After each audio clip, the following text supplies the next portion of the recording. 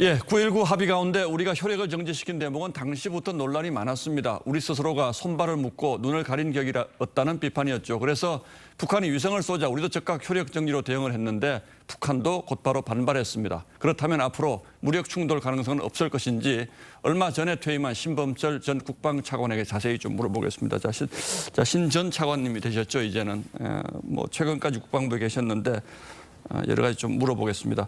자, 북한이 먼저 이제 합의 파기를 사실상의 합의 파기를 선언했는데 이렇게 되면 용도 폐기된 걸로 봐야 됩니까? 뭐 사실상 용도 폐기가 되었다고 봐야 될 수밖에 없는데요. 예. 그런데 실질적으로 그 용도 폐기는 이미 북한이 2020년에 개성공단에 있는 남북연락사무소 폭파하고 그간 수없이 위반했을 때 이미 파기된 위반을 거다. 많이 했죠, 그렇죠. 그동안도. 거기에 대해서 우리가 어떠한 조치도 할 수 없는 상황이었기 때문에 이것은 북한의 의도대로 마음대로 그 위반하고 폐기할 수 있는 그런 상황이었기 때문에 이번에 우리가 일부 조항 효력 정지를 통해서 감시 정찰 능력을 복원한 것은 합당한 조치다. 저는 그렇게 판단합니다. 예, 알겠습니다. 자, 이제 그러나 이 군사 합의를 맺을 당시에 당시 문재인 정부 당시에 맺어졌는데 당시에 가장 크게 의미를 우리 국민들이 두었던 부분은 어쨌든 접경 지역에서의 군사적 충돌 위험은 상당히 줄어들 수 있다. 이런 이제 당시에 판단들 하지 않았습니까? 그러나 이제 이렇게 되면 뭐 야당도 당장 그렇게 주장을 합니다만 우리 안보에 위협이 될 수 있다 이런 주장도 합니다. 이 부분에 대해서 뭐 무력 충돌 같은 거는 없을까요? 단기적으로는 북한이 무언가를 하려고 할 거예요. 그래서 긴장이 조성되는 모습을 보이면서 한국 정부를 압박하려고 할 겁니다. 그렇지만 본질적인 부분을 보면은요, 사실은 이러한 군사 분계선 인근에서의 무력 사용 금지는요, 1990년에 이미 남북 기본 합의서의 부록 합의서로 만들어진 거예요. 새로운 게 아니에요. 그때도 합의가 있었지만 북한은 계속해서 위반을 했고, 따라서 마찬가지로 북한의 그런 도발을 억제하는 것은요, 우리의 억제력입니다. 따라서 우리가 철저한 대비태세 갖추고 감시 정찰 능력 제대로 가동하면서 북한군의 움직임을 보면 북한군은 도발을 했을 때 승산이 있어야지 도발을 하는 겁니다. 패퇴하면은 그것은 올곧이 김정은의 책임으로 돌아가기 때문에요. 따라서 그러한 가능성을 예방하는 것이 이번에 목적이고, 그런 측면에서 뭐 군사적 긴장 가능성 너무 저희가 거기에 끌려갈 필요는 없다고 생각합니다. 예.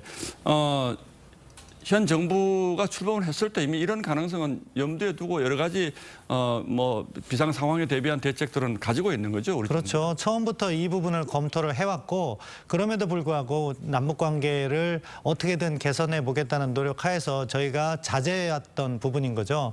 그럼에도 불구하고 이렇게 저희가 경고를 했음에도 인공위성, 군사정찰위성 발사체까지 발사한 그 상황에서는 저희가 어쩔 수 없다는 인식이 있었던 겁니다. 왜냐하면 근본적으로 우리의 가장 뛰어난 능력이라고 볼 수 있는 감시 정찰 능력을 묶어놓은 것은 이 9.19 합의를 만들 때 북한의 가장 핵심적인 의도라고 보거든요. 따라서 우리가 일방적으로 불리한 상황을 정상화시켰다, 그렇게 평가합니다. 그 당시에 뭐 국민들에게는 GP의 양쪽 GP 일부분을 철수시키고 이런 것들도 상당히 인상 깊게 저희가 봤는데 이제 이런 것들도 되돌려질 가능성이 있습니까? 이렇게 되면? 그것은 저희가 뭐 복원하는 문제가 있지만 그것은 또 새로운 효력 정지나 이런 부분이 있는데요. 저는 이 부분은 이렇게 생각합니다.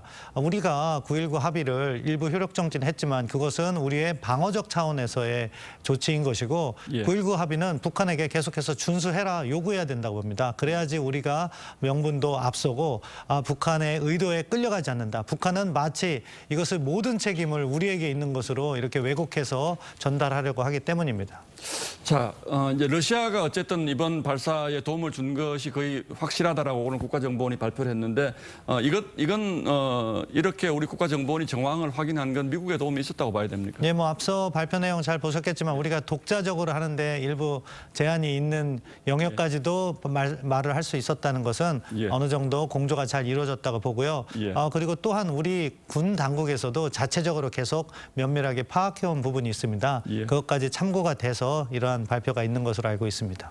그런데 이런 문제가 러시아까지 개입이 되면 좀 더 복잡하게 전개될 수도 있지 않겠습니까? 앞으로 이게 동북아 전체의 안보 질서의 어떤 뭐 변화라든지 또는 위기라든지 이런 쪽으로 좀 더 발전할 가능성은 없다고 보십니까? 뭐 그럴 가능성은 항상 저희가 염두에 두고 예방을 해야 되는 것이고요. 그렇기 때문에 사실 국방 당국에서는 군사적 차원에서 북한의 도발을 억제하고 예방하는 것이 1차적 목표인데 때문에 예. 이러한 전반적인 환경 조성은 외교 쪽에서 보다 긴밀한 협력을 통해서 한미일 안보 협력이라든가 예. 유엔 안보리에 있어서의 공조 이런 부분을 더욱더 강화하면서 우리의 안보 이익을 지켜나가야겠죠. 한미일 안보 협력이 이 정부 들어서 상당히 강화된 건 분명한데 뭐 이런 일들을 계기로 안보 협력이 좀 더 긴밀해질 수도 있겠군요. 그러면. 예, 어쨌든 북한의 이 군사위성 발사는요, 예. 군사정찰위성은 ICBM 대륙간 탄도미사일과 직결된 거기 때문에 사실 한미일 공조가 더 필요한 부분이고 아마 한미일 간의 미사일 조기 경보 훈련이 곧 있을 것으로 생각하고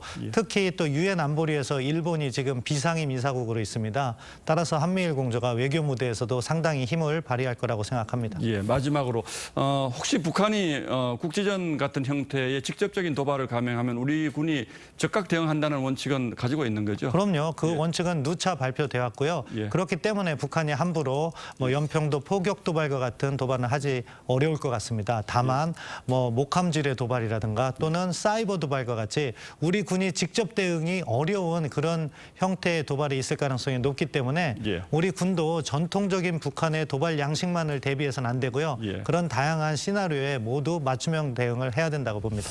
예, 알겠습니다. 어제 신원식 장관도 나와서 이제 힘의 우위에 의한 평화 유지 이 부분을 강조하셨는데 역시 이제 우리 정부의 전체적인 대응 기조는 타협이 아니라 힘에 의한 평화 이렇게 이해를 하도록 하겠습니다. 예, 신범철 전 차관 나와주셨습니다. 잘 들었습니다. 네, 감사합니다. 예.